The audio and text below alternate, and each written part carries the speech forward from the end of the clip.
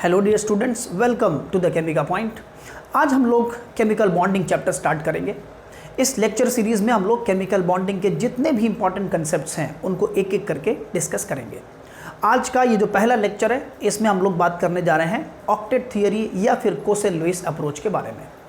तो बच्चों, chemical bonding means किसी भी मॉलिक्यूल में दो एटम्स के बीच में जो भी अट्रैक्टिव इंटरेक्शन काम कर रहा है इसी को हम लोग बोलते हैं केमिकल बॉन्ड, है ना भाई। जिस अट्रैक्टिव फोर्स से कोई दो एटम्स एक दूसरे से बॉन्डेड होते हैं किसी भी मॉलिक्यूल में, that is called as chemical bonding.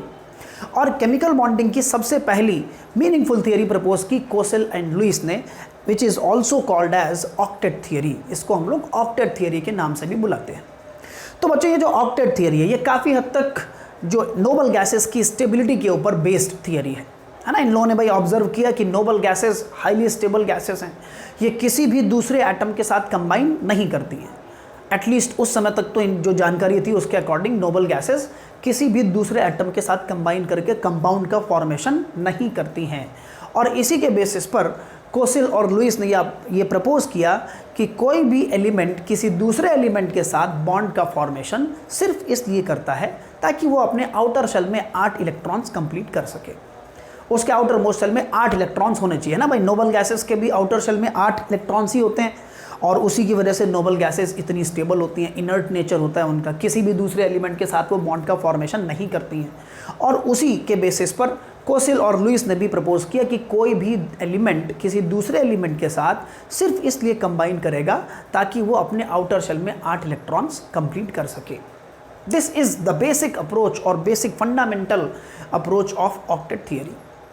अब इन लोगों ने बोला कि भाई ऑक्टेट कंप्लीट करने के दो तरीके हैं, या तो इलेक्ट्रॉन्स को एक्सचेंज कर लें दो एलिमेंट्स, और इलेक्ट्रॉन्स के एक्सचेंज से जो बॉन्ड बनता है इसी को हम लोग बोलते हैं इलेक्ट्रोवेलेंट या फिर आयोनिक बॉन्ड। और या फिर दूसरा तरीका है जिसमें कि हम लोग इलेक्ट्रॉन्स, कोई दो एलिमेंट्स आपस में इलेक्ट्रॉन्स की शेयरिंग करके अपने अपने ऑक्टेट को कंप्लीट कर सकते हैं। और शेयरिंग से जो बॉन्ड का फॉर्मेशन होता है which is called as covalent bond. Sharing से जो बॉन्ड बनता है उसको हम लोग क्या बोलते हैं? कोवेलेंट बॉन्ड बोलते हैं।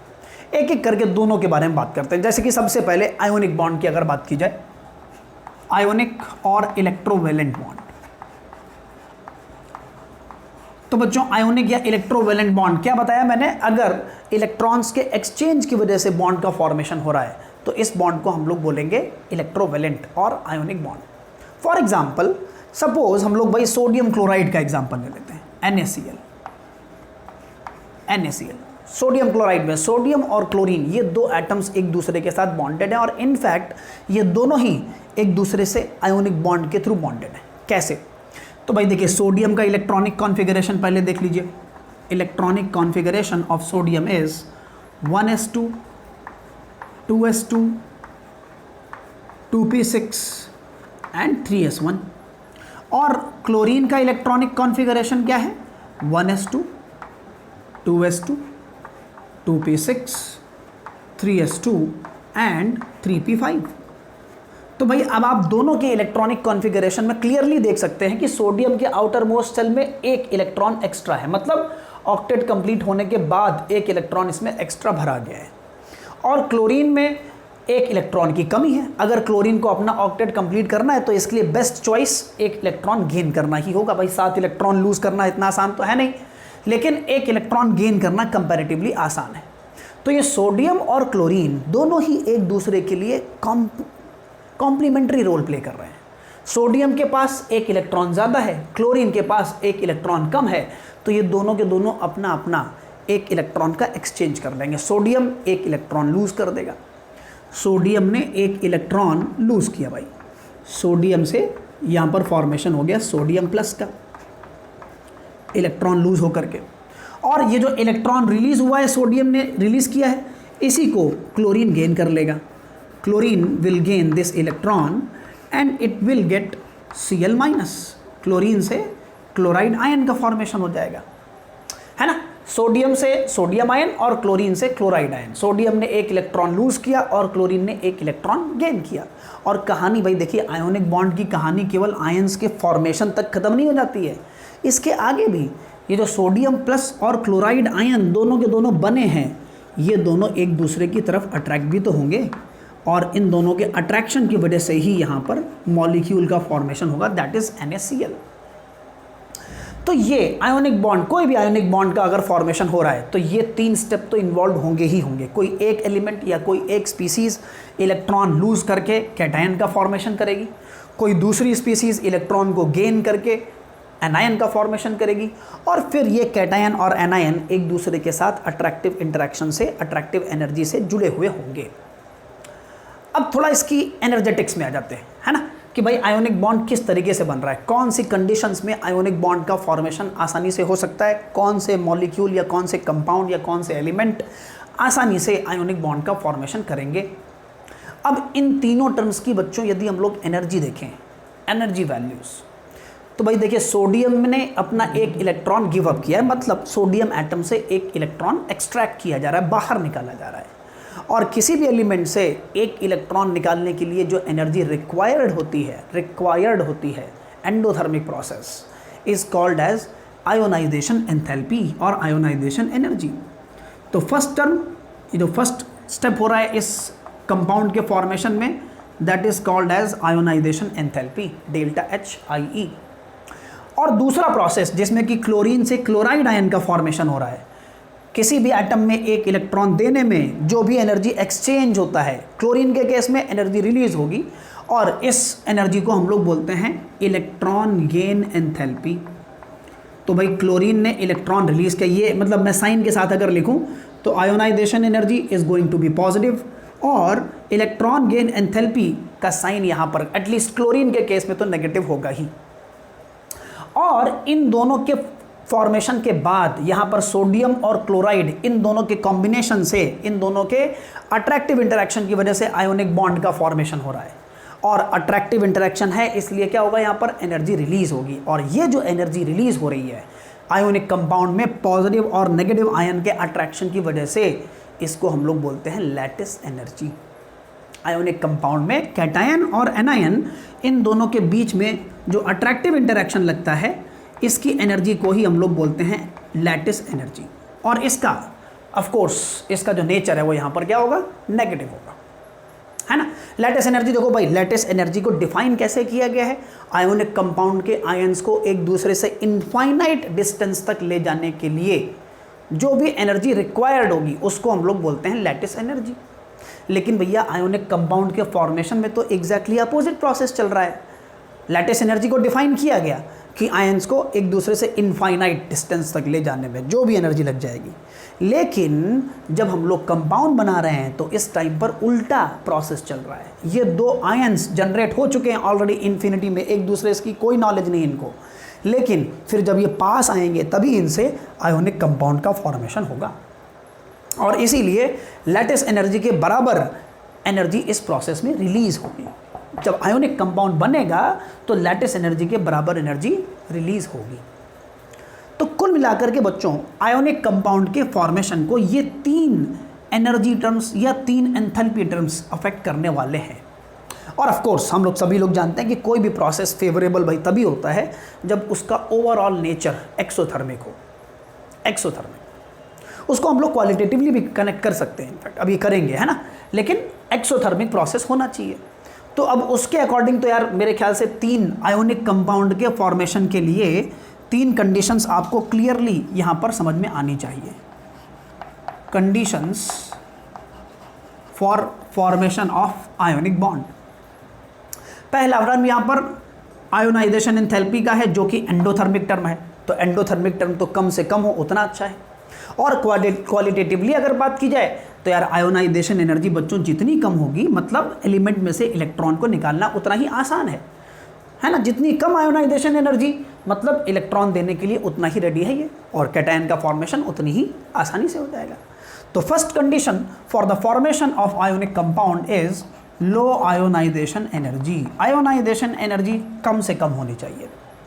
सेकेंड, अब यहाँ पर भाई दूसरा एनायन का फॉर्मेशन हो रहा है।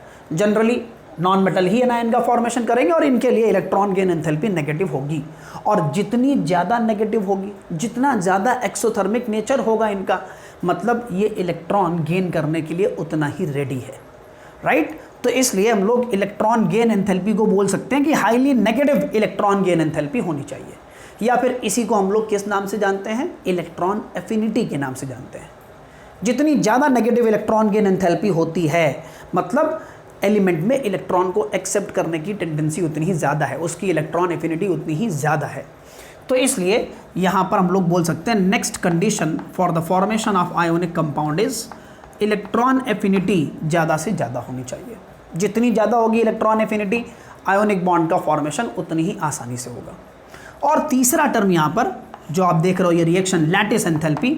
लैटिस एंथैल्पी भाई हमेशा ये तो मतलब इनवेरिएबली इसका नेचर एक्सोथर्मिक ही होगा। आयोनिक कंपाउंड के फॉर्मेशन में लैटिस एंथैल्पी के बराबर एनर्जी हमेशा रिलीज ही होगी। तो जितनी ज़्यादा लैटिस एंथैल्पी होगी एनर्जी उतनी ही ज़्यादा रिलीज होगी। क्वालिटेटिवली अगर बात की जाए तो भाई लैटिस एंथैल्पी जितनी ज़्यादा है, इसका मतलब क्या हुआ कि दोनों आयंस के बीच का अट्रैक्टिव इंटरेक्शन उतना ही स्ट्रांग है, तो आयोनिक बॉन्ड भी उतना ही स्ट्रांग बनेगा, राइट। तो इसलिए high lattice enthalpy, high lattice enthalpy. और चौथी कंडीशन यदि आप भाई ऐड करना चाहते हैं तो यहां पर क्या इलेक्ट्रॉन के एक्सचेंज के बेसिस पर एक फोर्थ कंडीशन और ऐड की जा सकती है। अल्टीमेटली आयोनिक कंपाउंड के फॉर्मेशन में हो क्या रहा है, इलेक्ट्रॉन्स का एक्सचेंज हो रहा है। एक एलिमेंट इलेक्ट्रॉन दे रहा है, दूसरा एलिमेंट इलेक्ट्रॉन ले रहा है, और ये प्रोसेस बेस्ट तभी होगा जब इन दोनों की इलेक्ट्रोनेगेटिविटी में डिफरेंस मैक्सिमम होगा। जितना ज़्यादा इलेक्ट्रोनेगेटिविटी में डिफरेंस होगा सोडियम और क्लोरीन की, उतना ही आसानी से दोनों के बीच में इलेक्ट्रॉन का एक्सचेंज पॉसिबल है। तो फोर्थ कंडीशन आयोनिक कंपाउंड के फॉर्मेशन के लिए हम लोग बोल सकते हैं लार्ज डिफरेंस या high difference in electronegativity of bonding atoms. Electronegativity of bonding atoms, जितना ज़्यादा डिफरेंस होगा आयोनिक बॉन्ड का फॉर्मेशन उतनी ही आसानी से होगा। तो बच्चों ये 4 कंडीशंस हैं। इन 4 कंडीशंस अगर ये सेटिस्फाई होंगी तो आयोनिक बॉन्ड का फॉर्मेशन सबसे आसानी से होगा, मतलब उतना ही आसानी से होगा। थोड़ा सा लैटिस एंथैल्पी के बारे में और थोड़ी सी बात कर लेते हैं। 2 कंडीशंस हैं, इसके बेसिस पर क्वेश्चंस पूछे जाते हैं, इसलिए 2 कंडीशंस में ज़रा और स्पेसिफाई कर दूं लैटिस एंथैल्पी के लिए कि लैटिस एंथैल्पी बच्चों 2 फैक्टर्स के ऊपर डिपेंड करती है। किसी भी आयोनिक कंपाउंड में लैटिस एंथैल्पी 2 फैक्टर्स के ऊपर डिपेंड करेगी। ये कौन कौन से 2 फैक्टर्स हैं अभी बताता हूँ, पहले आप लोग ये इतना नोट कर लीजिए। जितना मैंने अभी तक बताया है ये आप नोट कर लीजिए।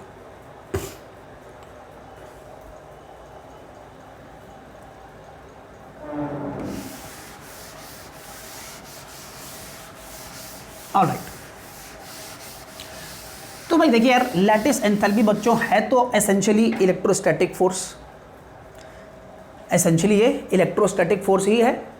और इलेक्ट्रोस्टैटिक किन्हीं भी 2 आयंस के बीच का जो इलेक्ट्रोस्टैटिक एनर्जी है that can be represented as, इसको हम लोग लिख सकते हैं 1/4 pi epsilon Q1 Q2 divided by R। यही होती है भाई पोटेंशियल एनर्जी। किन्हीं भी 2 चार्जेस के बीच में जो भी फोर्स लग रहा हो, अट्रैक्टिव रिपल्सिव जो भी लगे, वो तो भाई यहाँ पर Q1 Q2 में आ जाएगा साइन के साथ, है ना। लेकिन फोर्स की जो मैग्नीट्यूड है या एनर्जी का जो मैग्नीट्यूड है वो इस फैक्टर के ऊपर डिपेंड करेगा। तो Q1 और Q2 यहाँ पर क्या है, चार्जेस हैं। इसका मतलब क्या हुआ कि आयंस के ऊपर जितना ज़्यादा चार्ज होगा लैटिस एंथैल्पी भी उतनी ही ज़्यादा होगी।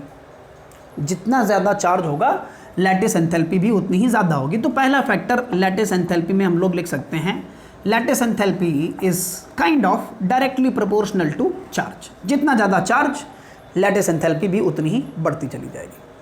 और दूसरा फैक्टर आप देख रहे हो यहाँ पर डिनोमिनेटर में डिस्टेंस आ रहा है, दोनों आयंस के बीच का डिस्टेंस। और केमिकल बॉन्ड में दोनों आयंस के बीच का डिस्टेंस उनके साइज के ऊपर डिपेंड करेगा। जितना ज़्यादा साइज होगा डिस्टेंस बढ़ती जाएगी, और डिस्टेंस अगर बढ़ती जाएगी तो लैटिस एंथैल्पी मतलब इलेक्ट्रोस्टैटिक जो आपका पोटेंशियल है वो कम होता चला जाएगा, राइट।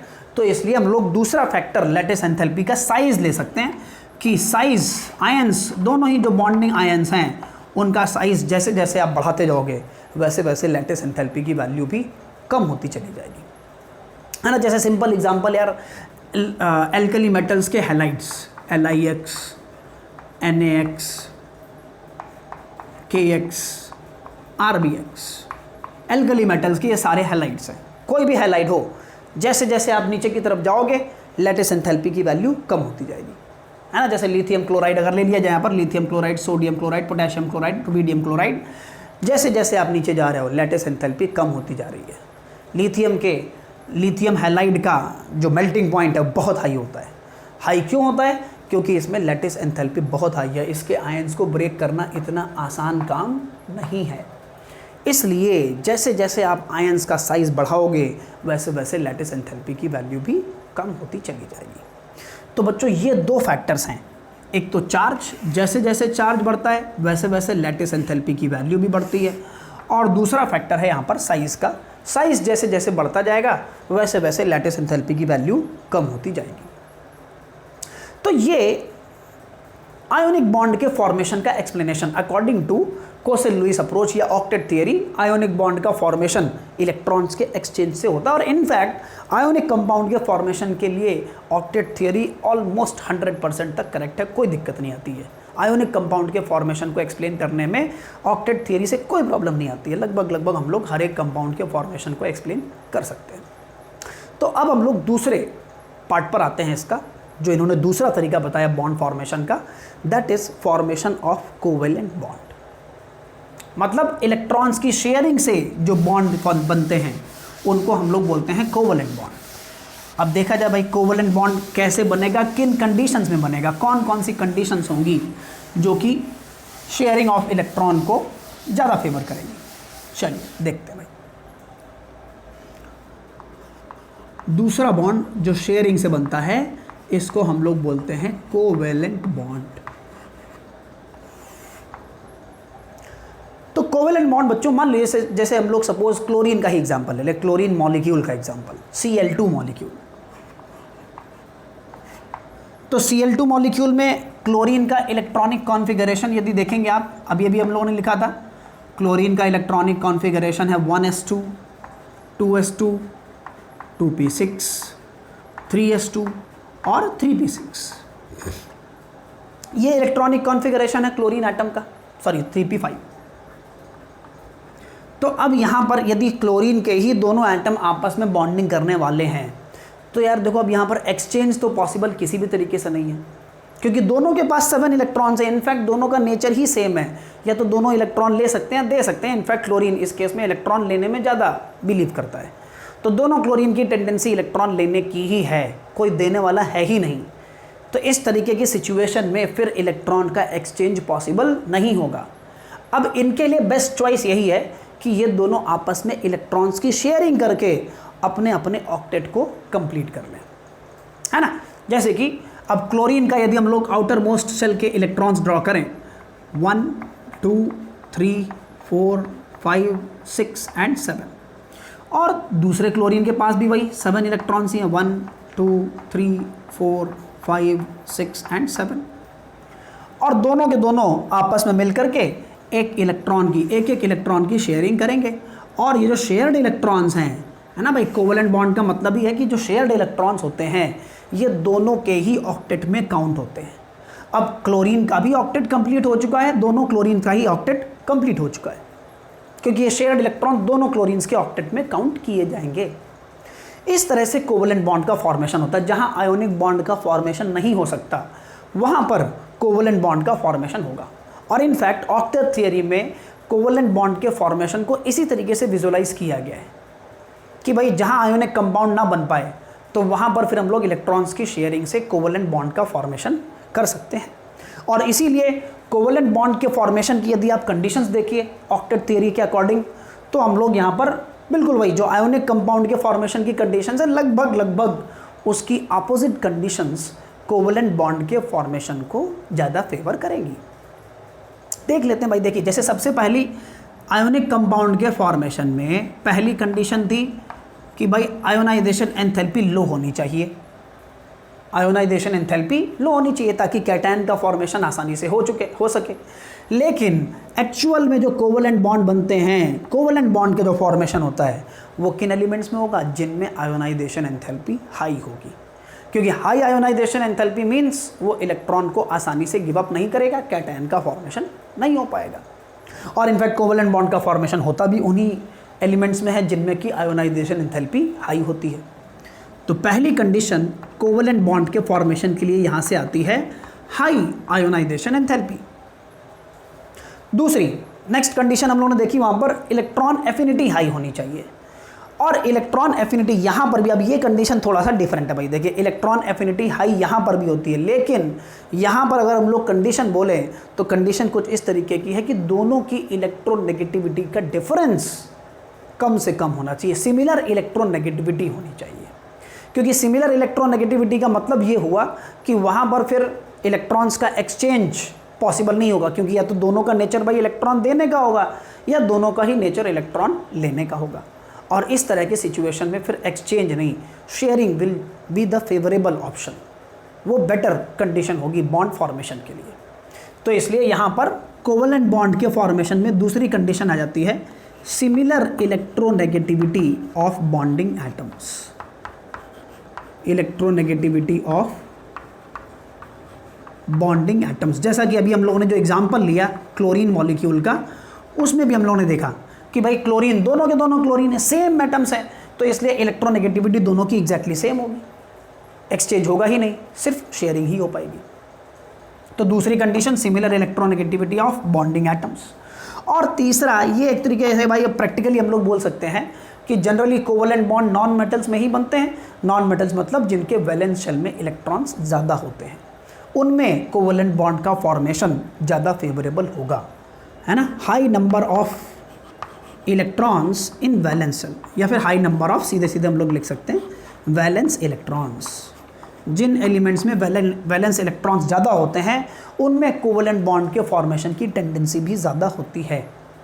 ये तीन कंडीशंस यदि सेटिस्फाई हो रही हैं तो उनमें फिर आयोनिक बॉन्ड का फॉर्मेशन ना होकर के कोवेलेंट बॉन्ड का फॉर्मेशन ज़्यादा फेवरेबल होगा। और तो बच्चों इस तरीके से ऑक्टेट थ्योरी के बेसिस पर कोवेलेंट और आयोनिक दोनों ही बॉन्ड्स के फॉर्मेशन को एक्सप्लेन किया गया है। आयोनिक बॉन्ड का फॉर्मेशन काफ़ी हद तक बिल्कुल परफेक्ट है, कोई दिक्कत नहीं है, लेकिन कोवेलेंट बॉन्ड के फॉर्मेशन में जो एक्सप्लेनेशंस दिए गए हैं ऑक्टेट थ्योरी में, वो इतने ज़्यादा पूरी तरीके से कोवेलेंट बॉन्ड के फॉर्मेशन को एक्सप्लेन कर नहीं पाते हैं। हर एक सिचुएशन में पॉसिबल नहीं है एक्सप्लेन कर पाना, है ना। ऑक्टेट थ्योरी के जो भी ड्रॉबैक्स निकल करके आते हैं वो कोवेलेंट बॉन्ड के लिए ही निकल के आते हैं।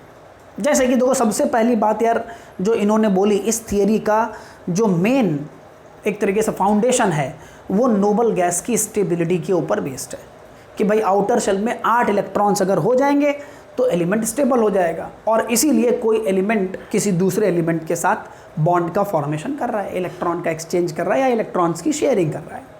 लेकिन ऐसे कई सारे मॉलिक्यूल्स हैं जिनको ऑलरेडी भाई स्टडी किया जा चुका है, उनमें ऑक्टेट कंप्लीट नहीं है या ऑक्टेट से ज़्यादा इलेक्ट्रॉन्स हैं और वो स्टेबल हैं, ऐसा कोई दिक्कत नहीं है उनके साथ।